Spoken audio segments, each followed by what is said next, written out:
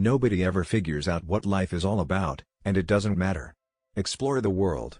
Nearly everything is really interesting if you go into it deeply enough. Study hard what interests you the most in the most undisciplined, irreverent and original manner possible. You have no responsibility to live up to what other people think you ought to accomplish. I have no responsibility to be like they expect me to be. It's their mistake, not my failing. Physics is like sex, sure, it may give some practical results, but that's not why we do it. I learned very early the difference between knowing the name of something and knowing something. Fall in love with some activity, and do it. Nobody ever figures out what life is all about, and it doesn't matter. Explore the world.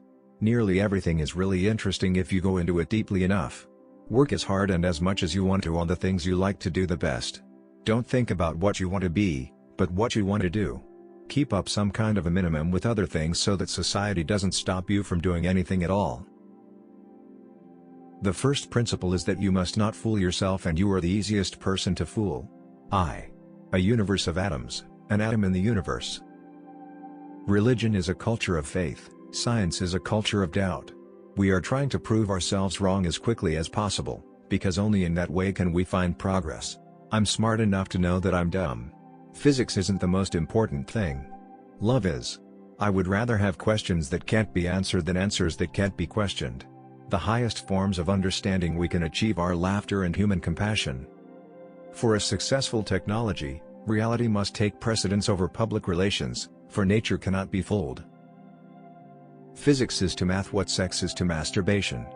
All the time you're saying to yourself, I could do that, but I won't, which is just another way of saying that you can't. I think it's much more interesting to live not knowing than to have answers which might be wrong. If you thought that science was certain, well, that is just an error on your part. Philosophy of science is about as useful to scientists as ornithology is to birds. To every man is given the key to the gates of heaven. The same key opens the gates of hell. What I cannot create, I do not understand.